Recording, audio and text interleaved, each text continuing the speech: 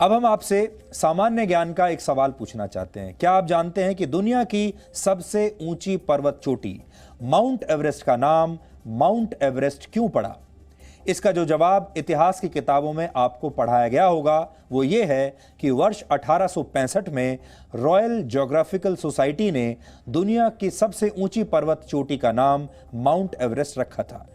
यह नामकरण sir George Everest के नाम पर हुआ था। जॉर्ज एवरेस्ट वर्ष 1830 से 1843 तक भारत में नक्शे और मानचित्र बनाने वाली सबसे बड़ी संस्था सर्वे ऑफ इंडिया के प्रमुख थे और 1866 में आज ही के दिन उनका निधन हुआ था।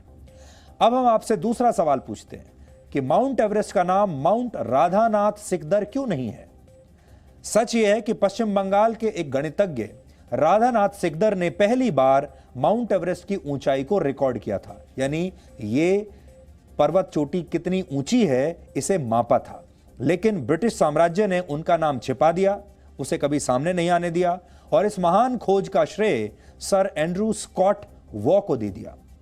एंड्रू स्कॉट वॉ उस समय सर्वे ऑफ इंडिया के डायरेक्टर थे, इसलिए यह श्रेय राधानाथ सिकदर से छीनकर एंड्रू वॉ को दे दिया गया, जबकि इसका असली हकदार एक भारतीय था। माउंट एवरेस्ट की ऊंचाई का आधिकारिक आकलन पहली बार ब्रिटिश राज में सर्वे ऑफ इंडिया द्वारा किया गया था। इस एजेंसी की स्थापना भारत का आधिकारिक मानचित्र बनाने के लिए की गई थी। वर्ष 1830 में sir George Everest survey of India के डायरेक्टर बने थे और वर्ष 1831 में उन्होंने पश्चिम बंगाल के गणितज्ञ राधानाथ सिकदर को सर्वे ऑफ इंडिया में कंप्यूटर के पद पर नियुक्त किया था। उस समय कंप्यूटर का आविष्कार नहीं हुआ था, सारी गणनाएं लोग आदमी ही किया करते थे और ऐसे लोगों को सर्वे ऑफ इंडिया में कंप्यूटर कहा जाता था। यानी गणना करने वाला जो व्यक्ति है, कंप्यूट करने वाला जो व्यक्ति है, उसे कंप्यूटर कहा जाता था। आज के ज़माने में हो सकता है आपको लगता हो कि कंप्यूटर तो वो कंप्यूटर होता है जो जिस पर आप काम करते हैं, लेकिन उस ज़माने में इंसान ही कंप्यूटर हुआ करता था, क्योंकि कंप्यूटर का मूल काम गणना करना होता है और जो इंसान गणना का काम करता है उसे कंप्यूटर कहते थे। वर्ष 1830 के दशक में सर्वे ऑफ इंडिया की टीम हिमालय पर्वत श्रृंखला के बहुत करीब पहुंच गई थी। उस समय कंचनजंगा पर्वत के शिखर को ही दुनिया की सबसे ऊंची पर्वत चोटी माना जाता था। इसके बाद वर्ष 1852 में राधानाथ सिकदर ने पीक 15 नामक एक पर्वत शिखर को मापने का काम शुरू किया। पहले इसे माउंट एवरेस्ट नहीं कहते थे, इसे कहते थे पीक 15 और उन्होंने पीक 15 की ऊंचाई मापनी शुरू की। उस समय माउंट एवरेस्ट को इसी नाम से जाना जाता था। तब विदेशियों को नेपाल की सीमा में दाखिल होने की इजाजत नहीं थी, कोई भी विदेशी नेपाल के अंदर प्रवेश नहीं कर सकता था। एक विशेष उपकरण की मदद से राधानाथ सिकदर ने पीक 15 की ऊंचाई 8,839 मीटर रिकॉर्ड की थी। सर्वे ऑफ इंडिया के तत्कालीन डायरेक्टर एंड्रू स्कॉट वॉ ने 4 वर्षों तक राधानाथ सिकदर के आकलन की जांच की। Andrew Scott survey of India के पूर्व डायरेक्टर सर जॉर्ज एवरेस्ट के साथ काम कर चुके थे और वो उन्हें अपना गुरु मानते थे, उनसे बहुत प्रभावित थे। इसलिए उन्होंने पीक 15 पर्वत शिखर का नाम माउंट एवरेस्ट रखने का प्रस्ताव ब्रिटेन की रॉयल ज्योग्राफिकल सोसाइटी को भेज दिया। यानी राधानाथ सिकदर से माउंट एवरेस्ट की आधिकारिक ऊंचाई मापने का श्रेय छीन लिया गया और दुनिया के सबसे ऊंचे पर्वत शिखर का नामकरण एक अंग्रेज के नाम पर कर दिया गया। और हम आज भी आजाद भारत का नागरिक होने के बावजूद हम इसे माउंट एवरेस्ट के नाम से ही जानते हैं, लिखते हैं और इसमें हमें कभी कोई परेशानी नहीं। कभी किसी ने यह नहीं कहा कि इसे हम माउंट एवरेस्ट क्यों कहें। ब्रिटिश सरकार ने इस जानकारी को छुपाने की पूरी कोशिश की। इसके बावजूद राधानाथ सिकदर की महान खोज को छिपाया नहीं जा सका, क्योंकि जैसा हम भी हमेशा कहते हैं, सत्य जो है उसे आप ज्यादा दिनों तक छिपा नहीं सकते। वर्ष 1966 में Indian journal of history of science में भी राधानाथ सिकदर की सफलता के बारे में जानकारी दी गई। यह एक साइंस जर्नल है और पहली बार वर्ष 1966 में यह प्रकाशित हुआ था। इस जर्नल के मुताबिक राधानाथ सिकदर वर्ष 1849 में सर्वे ऑफ इंडिया के चीफ कंप्यूटर पद पर पहुंचे थे और इस काम में दूसरे लोगों की भी थोड़ी बहुत भूमिका रही, लेकिन इसके केंद्र में राधानाथ सिकदर ही थे।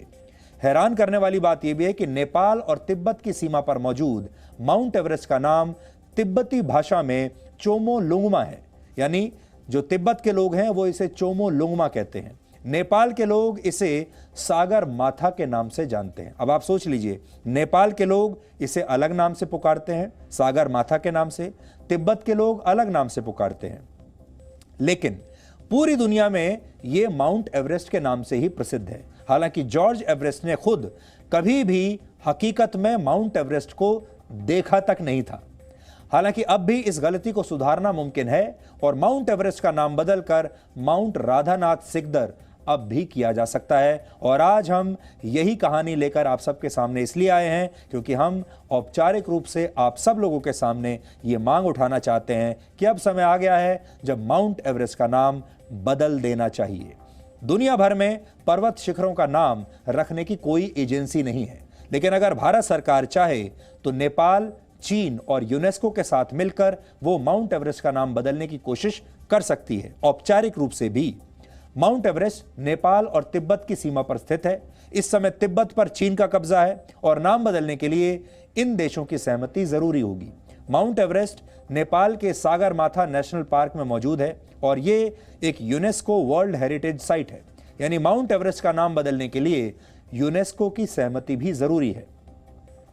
हालांकि ऐसा करने के लिए सबसे पहले भारत सरकार को एक अंतर्राष्ट्रीय कूटनीतिक शुरुआत करनी होगी और यह प्रयास भी अपने आप में माउंट एवरेस्ट की चढ़ाई जितना ही मुश्किल होगा, लेकिन यह प्रयास जरूर शुरू करना चाहिए। अब हम आपको माउंट एवरेस्ट के बारे में कुछ दिलचस्प बातें बताना चाहते हैं। माउंट एवरेस्ट को वैसे तो दुनिया का सबसे ऊंचा पर्वत कहा जाता है, आप सब जानते हैं, आपने पढ़ा होगा। पर्वतों की ऊंचाई का आकलन समुद्र की सतह से उसकी ऊंचाई के आधार पर किया जाता है, लेकिन अगर किसी पर्वत के आधार से उसके शिखर तक की ऊंचाई मापी जाए तो माउंट एवरेस्ट सबसे ऊंचा पर्वत नहीं है। बेस यानी आधार से चोटी तक की ऊंचाई के नजरिए से अमेरिका के हवाई का माउना किया दुनिया का सबसे ऊंचा पर्वत माना जाता है। माउना किया की ऊंचाई 10,210 मीटर है, जो माउंट एवरेस्ट से ज्यादा है। आपको जानकर हैरानी होगी कि हिमालय दुनिया की सबसे युवा पर्वत श्रृंखला है, जिसकी ऊंचाई अब भी लगातार बढ़ रही है। वैज्ञानिकों के मुताबिक माउंट एवरेस्ट की ऊंचाई हर साल 4 मिलीमीटर बढ़ जाती है, यानी 100 वर्षों में इसकी ऊंचाई 16 इंच तक बढ़ जाती है। 8,000 मीटर की ऊंचाई पर माउंट एवरेस्ट का डेथ जोन शुरू होता है, क्योंकि खराब मौसम और ऑक्सीजन की कमी की वजह से सबसे ज्यादा मौतें यहीं होती हैं, इसलिए इसे डेथ जोन कहते हैं।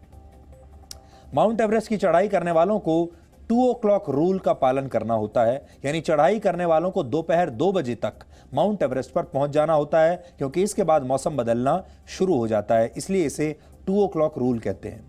तकनीक के विकास की वजह से माउंट एवरेस्ट पर चढ़ाई के दौरान होने वाली मौतों में हर साल 2% की कमी आ रही है। आधिकारिक तौर पर माउंट एवरेस्ट की चढ़ाई से पहले 10 हफ्तों की एक कठिन ट्रेनिंग लेनी होती है और इसके बाद ही माउंट एवरेस्ट पर जाने की इजाजत किसी को भी मिलती है। अगर माउंट एवरेस्ट का नाम भारत के गणितज्ञ राधानाथ सिकदर के नाम पर होता तो इससे भारत का नाम दुनिया भर में प्रसिद्ध होता, इससे भारत की सॉफ्ट पावर और बढ़ती। हालांकि इसके लिए कोशिशें पहले शुरू नहीं हुई। सिर्फ माउंट एवरेस्ट ही नहीं, बल्कि हमारे देश के नाम के साथ भी ऐसा ही हुआ। भारत को इंडिया नाम भी विदेशियों ने ही दिया है। इतिहासकार मानते हैं कि सबसे पहले ग्रीस के लोगों ने भारत को इंडिका कहकर बुलाया था और बाद में धीरे धीरे यह नाम इंडिया में बदल गया।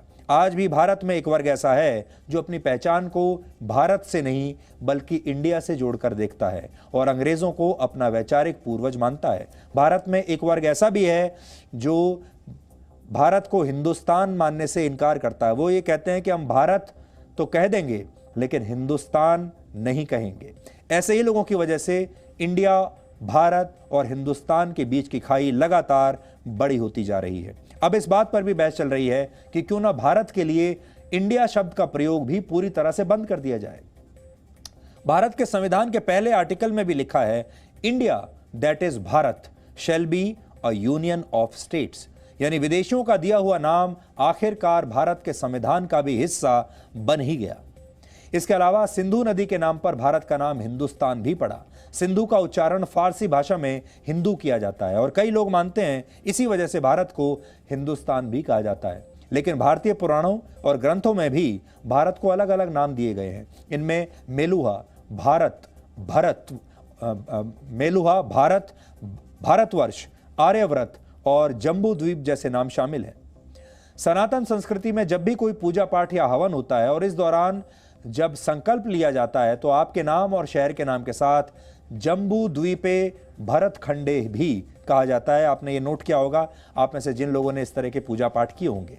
ये इस बात का प्रमाण है कि भारत को किसी जमाने में जम्बू द्वीप के नाम से भी जाना जाता था।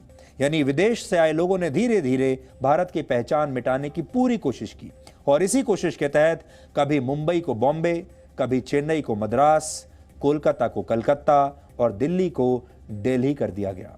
और गुलाम मानसिकता के शिकार हमारे ही देश के लोगों ने पहले इसे खुशी खुशी स्वीकार कर लिया और फिर वर्षों तक गुलामी की इस पहचान को ही अपनी असली पहचान मानकर वो चलते रहे और आज भी चल रहे हैं। और आज ये सारे लोग अपने आप को पढ़ा लिखा कहते हैं, बुद्धिजीवी कहते हैं।